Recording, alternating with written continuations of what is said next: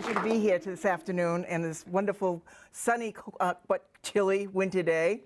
I was asked very early on when I came here whether I had ties to Hingham. And my answer to that is not not specifically, but I grew up across the bay in Quincy and then spent most of my life in Orleans on the Cape and then just recently moved to Duxbury. So South Shore, you know, I'm around here anyway. Can everybody hear me? Yeah. Okay.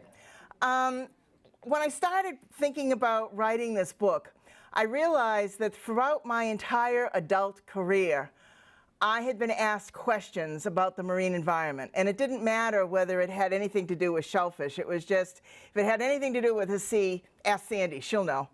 And it was because I lived in town and I worked in the same town, and so I was accessible. You know, the grocery store or wherever I was, then somebody would come up with a question.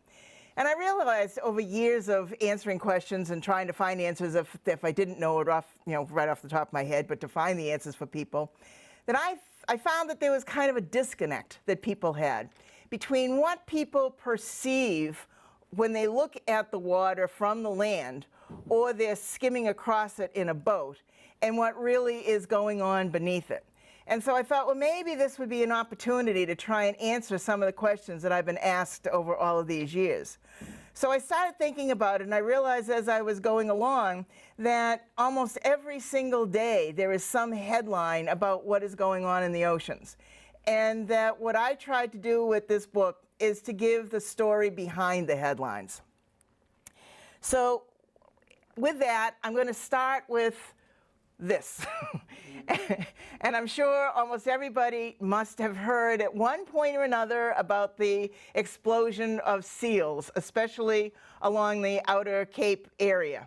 I also have to tell you that because I spent my life in Orleans and the Cape are the examples that I use to describe these issues, but the issues are much, much broader than just the Cape or Orleans. But forgive me if I use the Cape as the examples, that's what I'm aware of. But it did go from near decimation to explosion, and really, how did that happen? Well, I'm not going to answer all of the questions for you today, but I will go into some detail on some of them. This one is because we exploited seals and other marine mammals almost to extinction, and then protected them. And as we protected all marine mammals, seals happen to have a way of reproducing that was successful. Other mammals have not been so lucky, but seals reproduced. So we have a lot of pupping areas now on the Cape, and it just is an explosion. But it has led to other problems, and that is the sharks. But in reality, there's literally 4 issues going on simultaneously. There's sharks chasing seals, chasing fish that we want. So you add all those 4 together, and you can't separate them. They're all intertwined. And almost every issue that we're dealing with are intertwined with each other, and they're intertwined with us, one way or another. Well, when you look at the marine mammal situation, it goes back to whaling was one of the first things that was going on. And it didn't just go to the 1800s, it went way before that. The Basques were getting whales in the medieval times, 1500s, sailing from the French, Spanish area of Europe over to the western part of the Atlantic to get bowhead whales. But around Cape Cod, people realized that, and the Wampanoags realized that they could drive these animals ashore because there were pods, big, huge pods of pilot whales, and all they had to do was drive them ashore. Now, they used everything that came ashore. The colonials learned this well and was able to drive them ashore too, except that the colonists only wanted the oil, so the rest of it was just waste. But it led to the offshore whaling that we all know about, which was in its heyday in the 1800s. And the picture on the right is the Charles W. Morgan, which is the last example of a whaling ship that is berthed in Mystic Seaport. And it was just reconditioned not that long, several years ago, and completely redone, actually, a couple of years ago. And so it's still in existence. But I want to talk a little bit about the right whales before I go on to a different part of the story. And the whales are in the humpbacks are in pretty good shape, but the right whales are not. And those are some whales that you might see off this shore too. They don't come inland quite as far as here, but it's not very far offshore that they're here. And they're here in the wintertime. So they're here right now, mainly in Cape Cod Bay, which is all critical habitat. But they will be spending the summer north of here, and I'll get to that later on. But we went from hunting whales to hunting the best shot. And how did that happen? Well, it happened because somebody was out there, actually in Provincetown, was a fisherman who had a headboat, and a headboat being having people on board. He supplied the bait and the rods and the reels, and it was a big boat, and they would just stand there and fish over the side of the rail. But what he did was to notice that whenever there was a whale, all the people would rush to the other side of the boat, or whatever side that the whale was on. And so we thought, I wonder if I just take them out to see whales, what will happen? The first time there were a few people, but the next time there were a lot, and now it's a billion-dollar business worldwide. So it's something that is a completely different way of looking at an animal, and it's a completely different attitude towards an animal, a marine mammal. Very, very different from the seals, which is, there are too many of them, let's do something about them. Well, Cape Cod also has something else going on, and that is marine animal strandings. And it's been going on for centuries. The pilot whales were one thing, but it's also dolphins, and almost every year there you hear about dolphins coming ashore, but there's also turtles that come ashore. And these turtles are tropical turtles, and they're getting caught in Cape Cod Bay. And in basically November, December, as the weather turns really cold really quickly, they are cold stunned, and they're just floundering because they've got no way to swim anymore, and they end up in the beaches. This unfortunately means that Cape Cod is one of the top 3 places in the world for marine animal strandings, and that's without the turtles. So you add the turtles in it, and it is really something. And the other 2 places are Australia and New Zealand. Well, I put this in and think, well, why would I put a picture of this rusted old ship in this picture? Well, it has something to do with deep and shallow waters in Cape Cod Bay. And this was a Liberty ship that was plunked down in Cape Cod Bay in probably the end of World War II. And it was used by what was then Otis Air Force Base for target practice. And as a kid, it was great entertainment to watch the planes come overhead and watch where the splash came down and see how close they came. And at night, they literally lit up the sky with this, and it really was the entertainment of a good portion of the Cape. It rusted away, and finally it just literally rusted away. But it was an important part of the piece of the puzzle for the strandings because of the shallow water. And same with these extensive tidal flats that extend for about a mile. So when you look at it, it is in Cape Cod, if you're a ship or a boat, but also an animal, and you're in the Cape Cod water, then you've got pretty deep water around Cape Cod, and then it gets to shallow, and this big, huge bar that is off of Wellfleet, which is this one here, goes way around, and that has very little water over it. Even though there's a 10-foot tide, at low water there's about only 10 feet of water over that bar. It's in the middle of the bay, so it's really one of those things that you don't know it's there unless you bump into it. When you get past that, there's this little tongue of sand, and that's this one, which is where the target ship was. After that, it's deep water again, and then you get these flats. The flats literally go down to 0, so it goes from 10 feet at high tide to 0, so anything can get caught in that area. Well, this one is a story that goes back to the glaciers of why would I put this particular picture in here. And it is what was left behind from the glaciers. And it has to do with these 3 pipes, here, here, and here, wherever it is over there, that go through the rotary. The rotary on the Orleans-Eastham rotary, how many people have gone around that rotary? Where is it?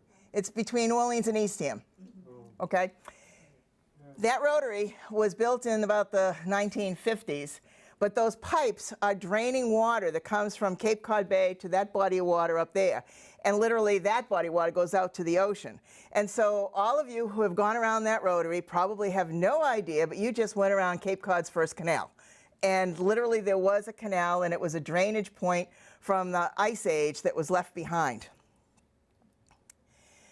Well, I go to the next topic, and that is fisheries. And I think we've all probably heard one time or another about the regulations in the fishing industry and how that has affected what we eat, how the fishermen are doing, what's happening with communities. All of these are all intertwined. The draggers in Provincetown were literally iconic draggers, and you knew that you were in Provincetown when you went down the wharf and you saw 5, 6, 7 of them rafted together next to McMillan Pier.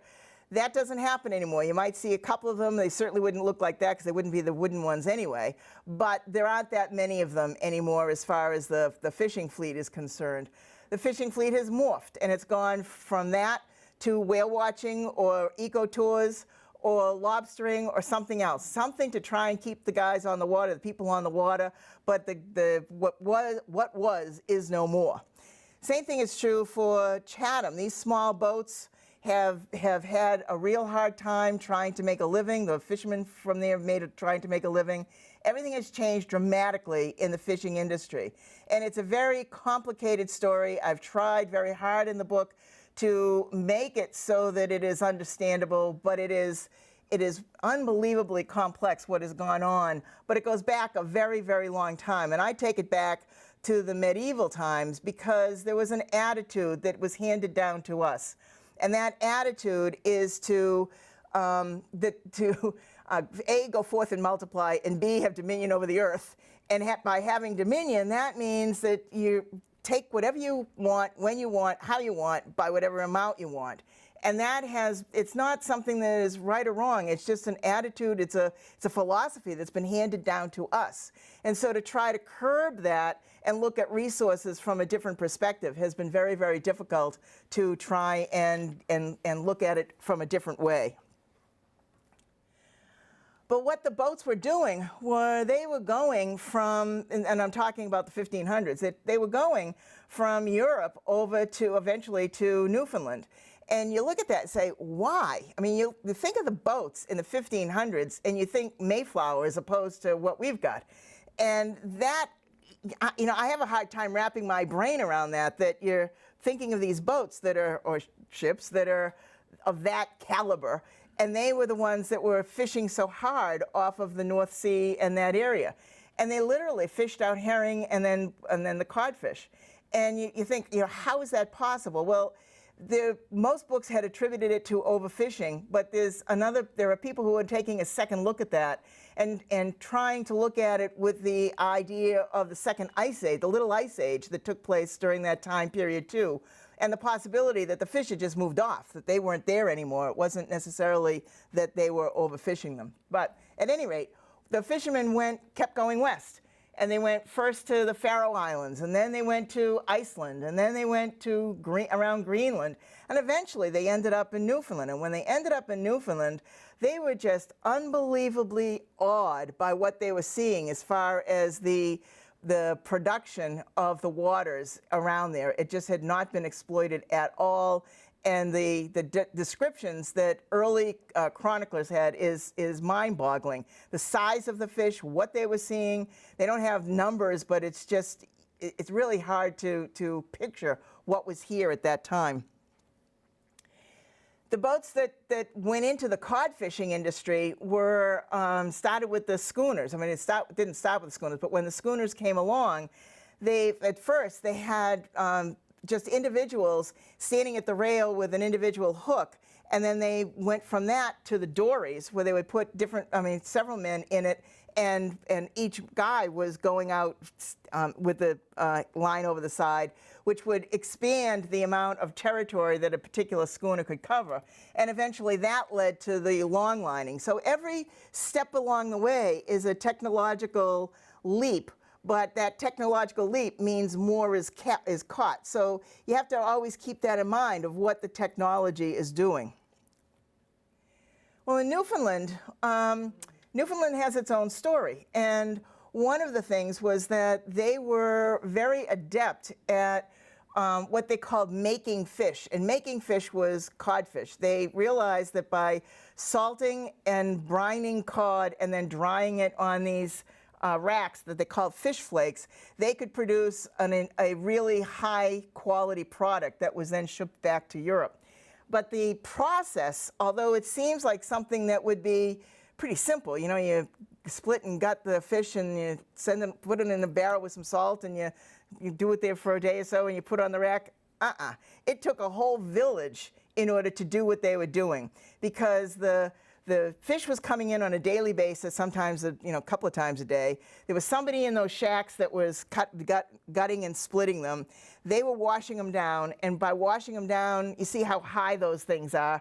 They had buckets, and think of how heavy just a 5-gallon bucket of water is, and hand over hand to get those buckets up, bucket after bucket after bucket, wash the fish, then get it to somebody else who would put it in the barrel for brining, and figure out that the bigger fish needed to go on the bottom because that needed to absorb more brine and up into layers, and then wash them off again after a few days in the brine, and then put them on the flakes, take them off at night, put them back on, back off, back on, back off. This whole thing took a process of months, and there had to be somebody who had to keep track of all of this, because every day there's more fish coming in, and this cycle was going on all the time.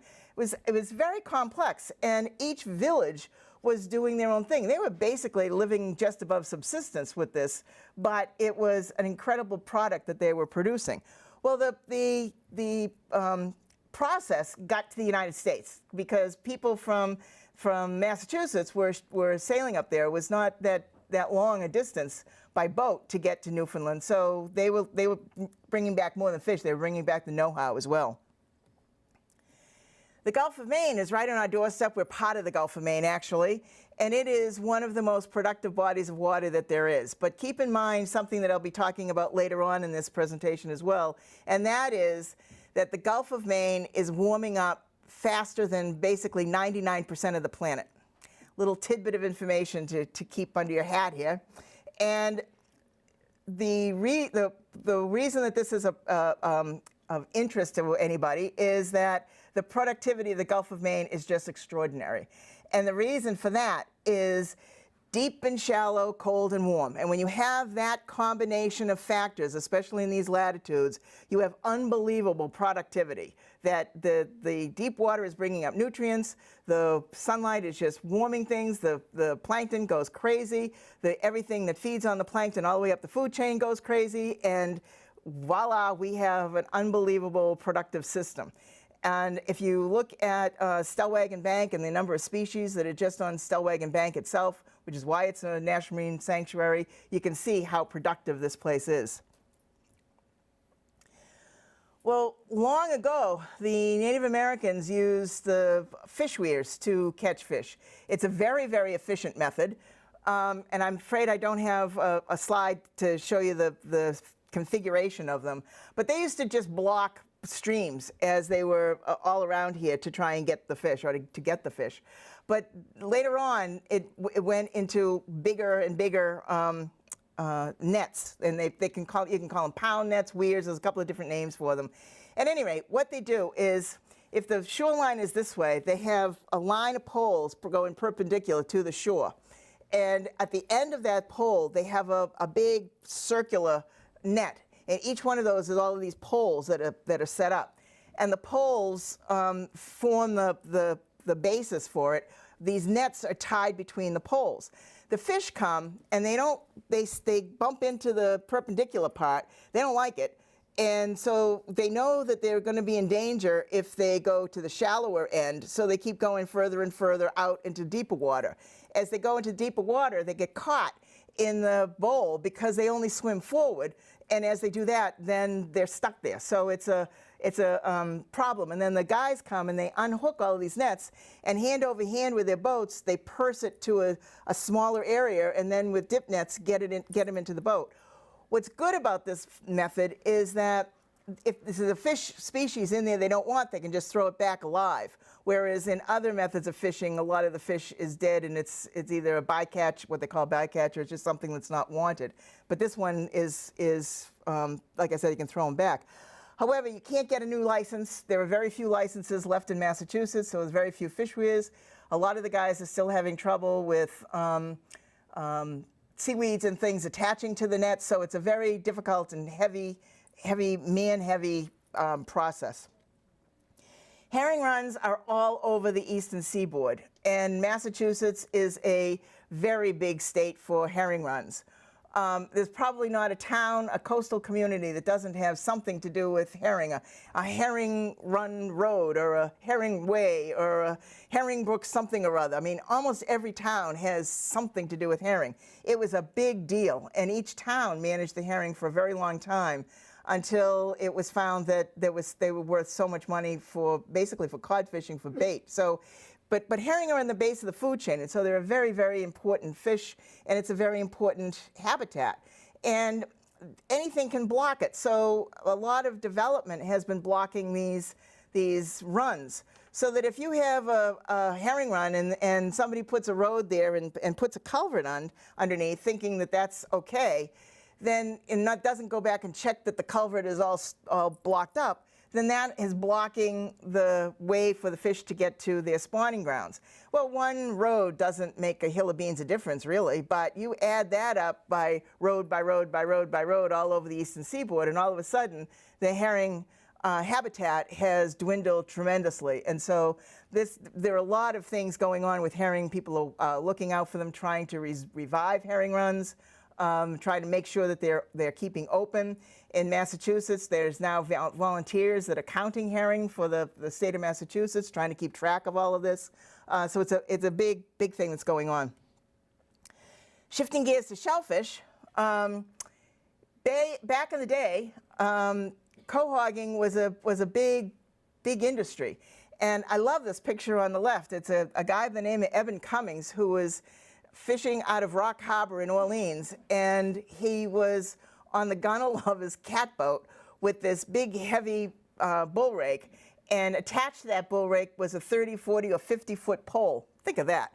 And the way you do it is to throw the thing over and have it on your shoulder and rake in the bottom. I actually did it, and I see why they call it a bull rake. At any rate, it is an amazing job, and if you're out in Cape Cod Bay or Massachusetts Bay at all, you know that it can get snotty pretty fast. And here you are bouncing on the gunnel of a catboat, and it's coming from Rock Harbor, and you can't get in if you're over the low tide, you're going to be there for a while because there's no water. So, you know, it was a very tricky thing for them to do, but they were making a living at it. Same thing for clams. They were digging not bushels of clams, but barrels of clams, which were many bushels to a barrel. And it's hard to even picture how many clams that could be on a flat where people could have something like that of barrels of clams. Okay, how many people have eaten bay scallops? Okay. I asked this the other night. I was surprised at the answer, so I'm doing it again. How many people prefer sea scallops to bay scallops? Other way around? Oh, okay. Well, it's interesting to me because I personally prefer bay scallops to sea scallops, and I consider them literally nuggets of gold. And they are in very high demand, short supply. If you can find them, if they're in the market, they might be there for a week, and they're going to be paying about $30 a pound for them, which is probably why not many people get them or eat them anymore. But they are rare because they only have 2 years to the life history, and they're very, very sensitive to environmental changes. But they are also interesting in that they're the only thing that really can't be overfished unless if you're following the regulations. It has to have this raised annual growth ring. If it doesn't have that ring, then it means it hasn't gone through its once-in-a-lifetime spawning, and you can't take it. If it has that, fair game because they're going to be dead anyway. But one of the things about these is that because of their sensitivity, there just aren't many of them around anymore. And so there are a lot of people that are looking at restoration of scallops, and by restoration of the scallops, that means it's going to be restoring habitat for them as well. So it's a sort of a double bonus if that happens, or when it happens. But anyway, that's the story on bay scallops. So that leads to, if all of these things are sort of down, and all of them are in population, then that leads to how can we get things back up again? Well, oysters have been literally considered functionally extinct in many parts of the world, not just in the United States. And so now there is a boom of oysters on the market, and that boom is almost exclusively from aquaculture. Massachusetts is a huge aquaculture state at this point. Almost every town from Provincetown to Duxbury has aquaculture, and it's moving further north. Now the North Shore is starting to get into the picture of aquaculture. The southeastern part of Massachusetts in Buzzards Bay is getting big into aquaculture. It is literally a booming industry in all over the East Coast for eastern oysters. There are different ways of doing it. Some of it is with these racks and bags that on intertidal areas. In other areas, there's floating gear where the bags are literally floating on the surface, which is better for the grower because they take less work, and it's not that only that they take less work, they're faster growing when they're on the surface. They don't have the predator problem that you'd have by doing it on the bottom, but there is the problem of other users of the water, and when you give a lease from the state of Massachusetts or whatever state you're working with, it is usually for that exclusive right. So there are a lot of issues with aquaculture as well as benefits, but it is providing jobs, food, and environmental services. And those environmental services are there. It's an animal that is helping all of us because of its filtering capacity. And the filtering capacity is filtering out mainly nutrients that are mainly coming in from the land, from us, from our septic systems. And these oysters are able to transform that nitrogen into their bodies, that when the oyster is harvested, it gets out of the system, literally out of the estuary, not out of their system, out of the system. And it's working out for everybody, and it's unfortunate that it's attacking the end of the pipe instead of the beginning of the pipe, because it's not starting with us, it's ending with us. But at any rate, there are a lot of communities that are looking at oysters from a cleanup perspective, as well as the food production and job production. The lower picture is quahog culture, and quahogs really prefer to be in the bottom. And I'm sorry, I'm a New Englander, and they will be quahogs as long as I'm alive. Although in the market, they're going to find them as clams. Well, a clam is a steamer, it's not a quahog, but that's me. But at any rate. Well, that brings us to one of the more difficult issues, and that is the Gulf Stream. How is all of this tied in to what I was just telling you about the Gulf of Maine warming up 99% and all the rest of it? And this story, and I have to say that for the whole book, what I tried to do was to tell about these issues through story. And try and start each chapter, or most chapters, with a story so that you can try and get into it a little bit better. This one starts with a young woman, an adventurer, who was trying to cross the globe on human power. And so she kayaked down the Thames, kayaked across the Channel, bicycled across Europe and Asia, kayaked to Japan, rode across the Pacific, kayaked the Aleutians, rode her bicycle from Alaska to Chatham. And when she got to Chatham, she was going to be on her last leg to get back to England. And a picture of a picture just like it, was in the newspaper the day that I went out to lunch with her and another rowing friend, a mutual rowing friend. And I looked at it and I said, boy, that doesn't look like what I thought the Gulf Stream would look like, because I kept hearing about this river of warm water. Well, it might be a river, but it's not. It doesn't have banks. It's not staying in one place. It doesn't have a bottom. It's just this amorphous part of warm water that's flowing around. And it meanders, just like our river meanders, only it doesn't meander the way you think of it because there's nothing holding it. At any rate, I'm looking at this saying, boy, that doesn't quite look like what I expected, but I hope Sarah is able to use this because it just doesn't look right to me. Well, she had trouble, and she had trouble when she got south of Newfoundland, and she started going in these enormous circles. And these enormous circles happen to be those tendrils that you see breaking off. And they are core water rings, warm and cold, that are temperature transfer, important in temperature transfer. But they're also something that if you're in your rowboat, that you've got no way of doing it. And if you take a look at one of those and then take a look at Cape Cod, you see that we're talking hundreds of miles. You've got this and this in this Massachusetts. So, she was in trouble with that. But I was looking at that, and I started reading about the Gulf Stream. And as I got reading about the Gulf Stream, because my curiosity was getting the better of me, it got to a lot of different things that were happening. So I looked at the Gulf Stream itself and what it was doing, and the scientists call it now the North Atlantic Oscillation. And I'm looking at this saying, okay, that's a nice couple of words. How am I going to put that and describe it? So to me, it looked like, the way that I could describe it was like an up escalator. And when you're on an escalator and you're on the bottom step, you go up and you step off and you don't think much about the escalator. The mechanism itself goes behind the machine and goes back down to the bottom and picks up the next person. That round trip takes about a few seconds. Well, what's happening here is that you've got the warm water and it's coming up. It gets to about Cape Hatteras. It starts to go across the Atlantic. It warms the British Isles. London is at the same latitude as Quebec, so it should be cold instead of warm. But it isn't because the Gulf Stream is warming it. And then eventually it meets the cold water, the blue cold water, and it sinks because it's seawater, and it sinks down and it goes down to the abyss and continues on. And this is literally the global current.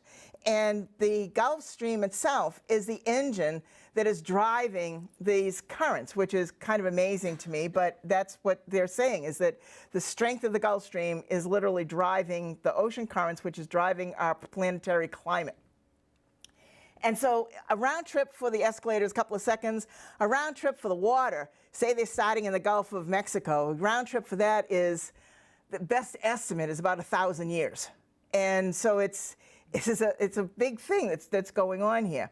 Well, the Gulf Stream itself is demonstrably slowing down. They don't think that it's going to be slowing down dramatically or dramatically enough to really, for people to think about it that much in our lifetime, but just keep in mind that it is slowing down. But there's a second thing that's happening, and that is that the Greenland ice cap is melting faster than anybody thought it was, and the polar ice cap is melting fast too. That's fresh water. And the fresh water is coming down both sides of Greenland, but a lot of it is coming on the southeast side of Greenland. But there's a lot coming in on the west side as well. That's fresh water. It is, because it's fresh water, even though it's cold, it's near the surface. The Gulf Stream is warm salt water, and even though it's salt water, it's warm, so it's near the surface. So I kept asking people, what's going to happen when these two huge water masses meet? Is it going to be like pressure gradients where you get storms, or what's going to happen? And I didn't get very far in an answer, but the best I got was that probably because the seawater is salty, eventually it's going to sink. At any rate, this is the word for this, and you can read it about it, is the cold blob.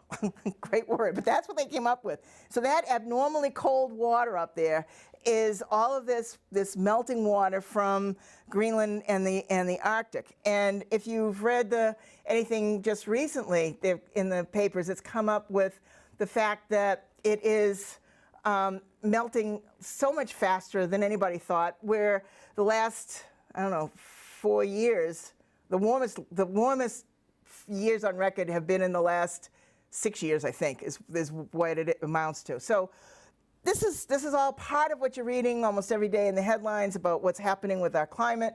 This is one of those things that is happening in the seas. Well, if you take the Gulf of Maine and you look at it as one of the most productive places in the world, and it's heating up faster than 99% of the planet, what on earth does that mean for everything that lives there? You've probably heard that there aren't many, that the lobsters are not in Long Island Sound anymore, that when they left Long Island Sound, they were developing a shell disease, and that was a sign that things weren't right. Then they're hard to find on the southeast part, the southern part of Massachusetts and Rhode Island now. Everybody is moving up, they're moving further north. Maine lobstermen, the lobster industry in Maine is probably the biggest industry that they've got. They're getting concerned about what's happening with the lobster industry. The codfish are moving north. That's why you see the picture that I showed earlier, which I forgot to identify, when the pictures of that I had of the boats of Provincetown and Chatham. There was also a picture of Iceland there. If you go into the market and ask them about codfish, you're probably going to find out that it's a product of Iceland. It's not a product of the United States. So these things are all happening. It's happening so fast that nobody can keep track of it. And it's pretty incredible to try and put all this together. So I kind of liken it to throwing a deck of cards up in the air and trying to predict how they're all going to come down. There is hope. And I know that this has been a lot of problems that I'm identifying, but there is hope. And the hope comes for all of you and everybody who is concerned about this. The educational benefit is first and foremost. But secondly is the volunteering effort. There are so many people volunteering on so many different levels and so many different projects throughout the whole country that it's just heartening to watch. The one on the left is a program in South Carolina called the South Carolina Oyster Restoration. Oh God, every time I think I've got it, experiment. I put experiment on the end. I can't remember what the E stands for. But anyway, it's this big oyster project that's going on throughout the whole state of South Carolina. And they're doing things like building oyster reefs to try and mitigate the storm damage that they've got with their low-lying areas. And they've got all these people, hand to hand, bag to bag to bag to bag to do these reefs. There's something called the Billion Oyster Project in New York Harbor, which if you want to Google something, that is a phenomenal project to Google. It is a program that is using schools and educating kids in New York, literally in all of the boroughs of New York. They've got kids going into from elementary school to high school with a curriculum that teaches them about the marine world. They're growing oysters themselves on, I think it's Governor's Island, and when putting them in New York Harbor to clean up New York Harbor and to also to create reefs to try and mitigate storm damage. They're trying to produce 1 billion oysters by, I think it's 2050 or something like that. And even if they don't reach their goal of that many oysters, the benefit that they are doing is just absolutely phenomenal. So that's another project to take a look at. The herring counters, all of the people that are counting herring, people that are taking water samples at different areas, water quality analysis. It's citizen scientists that are doing this. People who are working with communities to try and get more shellfish in the water because shellfish budgets are tight too. And there is not only a public aquaculture, but there is, a private aquaculture, there's also public aquaculture. And most towns are involved in that. They're trying to put more shellfish in the water as well. And people are helping them with those types of things. So there are these volunteer programs all over the place. And they are the hope. And the kids that are learning are also the hope. They're trying to learn what is going on. And that the Billion Oyster Project, they're training kids in everything to do with the marine world. And they even have majors in marine engineering and commercial diving, of all things, in New York, and in aquaculture and biology. So it is a big program. And these things are not just here. They literally are everywhere. So with that, I'd like to, if you'll indulge me, I'd like to do just a little bit of reading. And this one is, what I'm going to be reading today is, has to do with the right whales, because it's their time of year right now. Our boat moved slowly toward the whales, and the captain shifted to neutral when he got close. 3 humpbacks were swimming next to the port side. All the passengers lined the rails. The whales were at the surface, lifting their massive heads every once in a while to exhale. One swam under the boat. Everyone rushed to the starboard side to see it surface. When it did, it expelled a plume of malodorous water, soaking passengers, who delighted to be so close to the gentle giants. The whale, his barnacle-encrusted head, the equivalent of 4 or 5 passengers abreast, seemed suspended in place. His flippers were extended to keep him steady, their white undersides appearing turquoise in the cerulean water. He looked directly at us as we gazed back at him, incredulous at his immense size and calm actions. In the intensity of the moment, it was difficult not to fantasize that he was looking directly into our souls. Many of the passengers later said they felt a visceral connection to these enormous animals and could almost see a knowing look in the whale's eyes. They said it was an experience they would long remember. The 3 whales, and these were humpbacks by the way, played with the boat for probably 15 minutes. When the whales were at a safe distance, the captain reluctantly put the vessel back in gear and inched forward away from the animals. We saw more whales further into the journey. They dove, tail flukes clearly visible, each with distinctive markings that help scientists identify individuals. This time they were bubble feeding, a behavior that requires the teamwork of several whales, not often observed on the boat trips. The whales create a circle of bubbles that trap their preferred food, tiny shrimp-like crustaceans called copepods, and small fish-like sand eels, while gulls fly and dive and squawk all around, searching for a morsel. Then the whales swim to the surface vertically, their enormous mouths open to capture the water loaded with food that their baleen plates sieve and separate. They seem to simply hang in the water as they extract their meal from the sea. The naturalists on board remarked that if this was our first whale watch, we didn't need to see another. We had seen the best. Photogenic humpbacks are the darling of the whale watching industry, but Cape Cod's waters host other species too. One of these is a very welcome sight for those who study whales, the North Atlantic right whales. The arrival of these whales is a cause for awe and celebration. Boats full of whale watchers flood into the bay to catch a glimpse of the highly endangered leviathans at a time of year when the whale watching boats are often sparsely populated. While vessels are required to stay at least 500 yards away, enough aerial photos are taken for the public to be excited about having the right whales in their midst. The fact that the right whales amass in the bay is not unusual. They come back to Cape Cod Bay nearly every year.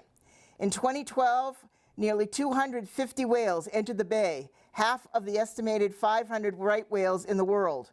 It was proof of a modest population increase and good news for those who keep track of the endangered animals.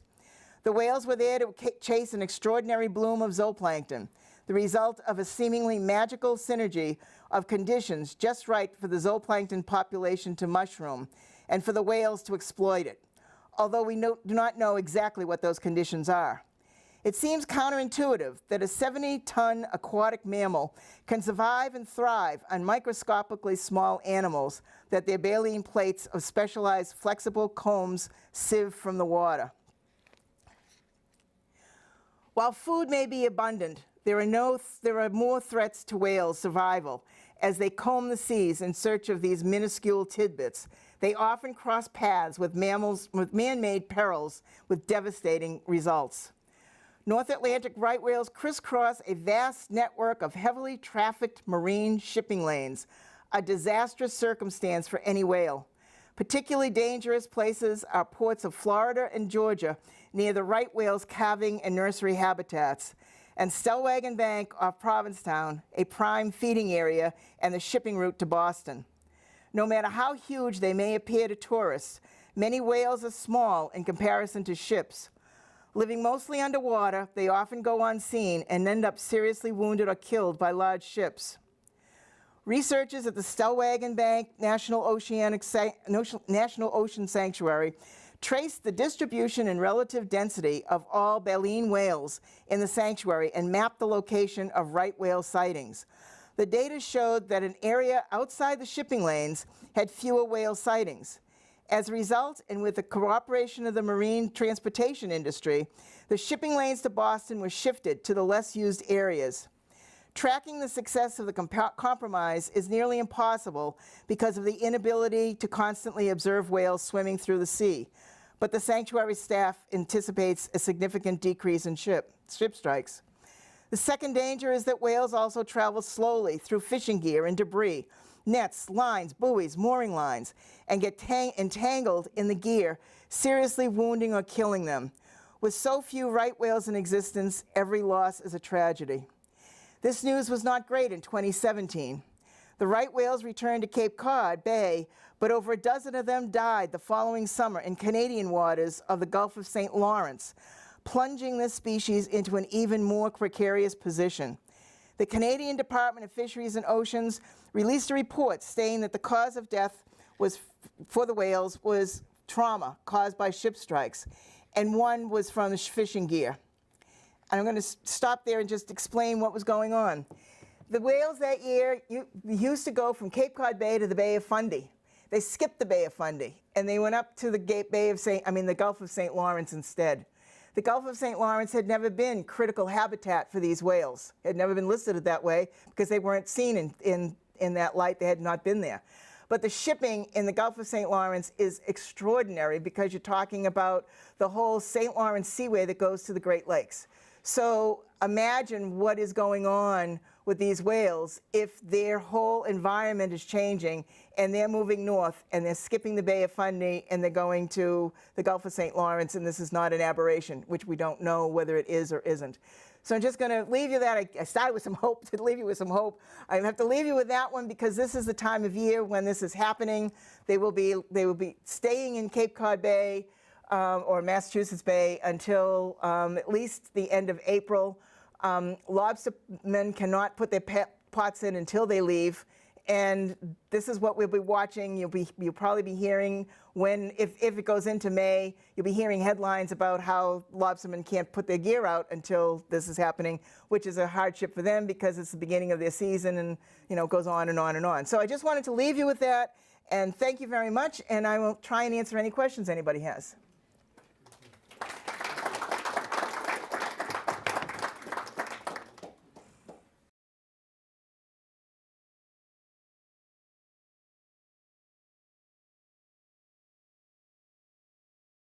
There is several things going on. One of them is that a lot of information that is out there about salmon farming is somewhat old information, and the amount of small fish, for instance, is been dwindling tremendously, and other sources of food have been rising dramatically. So there's a disparity there between the amount of fish or fish meal that's being used, and that fish meal, the amount that salmon farmers are using is low compared to land farming. So which is also using fish meal. So there's that part of using that resource for the salmon. The second thing is that the salmon industry is trying they're trying very hard to be good stewards of the waters where they are farming. And as new technologies come along to keep fish within the nets, to try and make sure that there are the competition is not there. All of these things are working right now. That people are trying to make that better. Where fish farms are, it's my understanding anyway, that many places where the fish farms are, the native salmon aren't. So that it's one of those things that the fish farming is going on. And there's also now a land-based facility that is that has been permitted and is is probably going to be built in the next couple of years in Belfast, Maine, for Atlantic salmon. Only it's going to be a land-based facility. So there are things working in the direction for salmon farming to increase knowledge and as I said, to be good stewards of what they're doing. It's a big industry, but it's also important for them and for us for them to do things the right way too.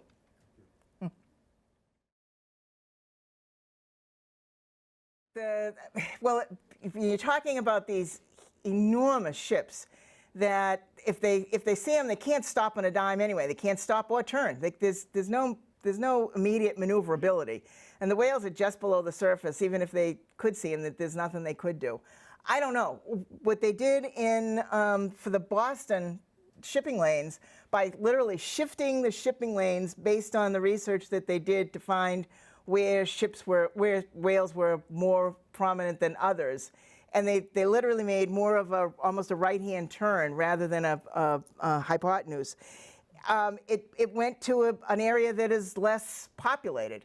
So whether other areas have places or ways for somebody to come up with to do that, I don't know. It's a really tough situation, because when I wrote this and said that 2012 was near there had been an increase, 2010 was actually the highest level of the whale population, and it's been dwindling ever since. Now there's slightly over 400, not close to 500. So it's a species that is in real serious trouble.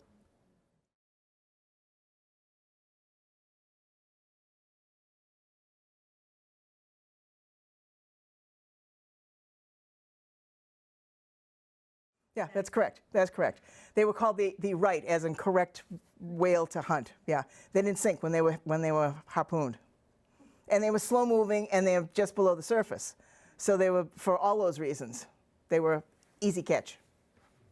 And also, the blanket of blubber was enormous around these. So they got the oil, the where they lived, how they lived. It was all correct in that way, in that regard.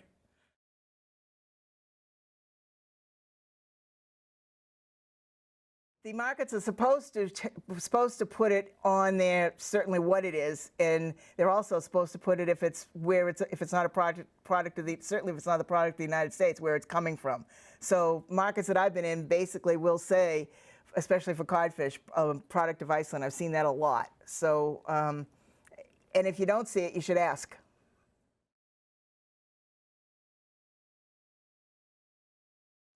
When I said everything is changing faster than anybody can keep track of, that's one of them. That salt marshes are known as the nursery for an enormous number of species.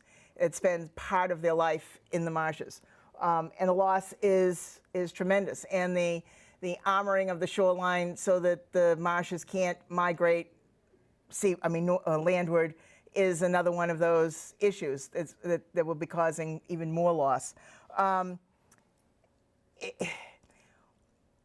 Keeping track and knowing individually what is happening within the salt marshes, I can't comment on it, because it's mainly species by species, habitat by habitat, and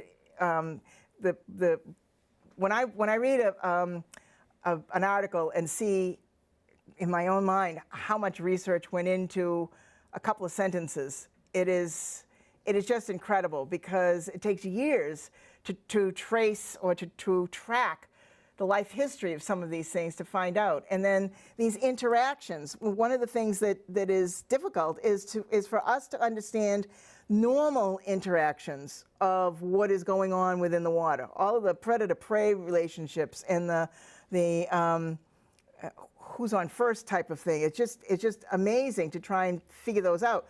When you add us into the equation, boy, it gets complicated real fast, and we just don't know all of the mysteries, the answer to the mysteries. That's why the seas are still mysterious. We just don't know a whole heck of a lot. We know a lot, but we don't know everything, that's for sure. And so these changes, you see them after the fact, and you say, oh, well, gee, I don't think that was that way before, but we don't have any baseline to prove it. Just when I was saying the chroniclers of the early days had the size of these animals that they were seeing, but they didn't have abundance per se. They said a statement that is quoted, often quoted, but who knows how accurate it is, that you could walk on the backs of codfish. There were so many of them. How can you even conceive of something like that to come out with a statement and say it? So we don't have those numbers that we would prefer, but boy, the descriptions were unbelievable. So we're going to be passing on what we see now, and our next generations are going to say, wow, look at what they had. So, and everything will be different from what it is now, but it's unpredictable. Well, thank you very much. I appreciate it. Thank you.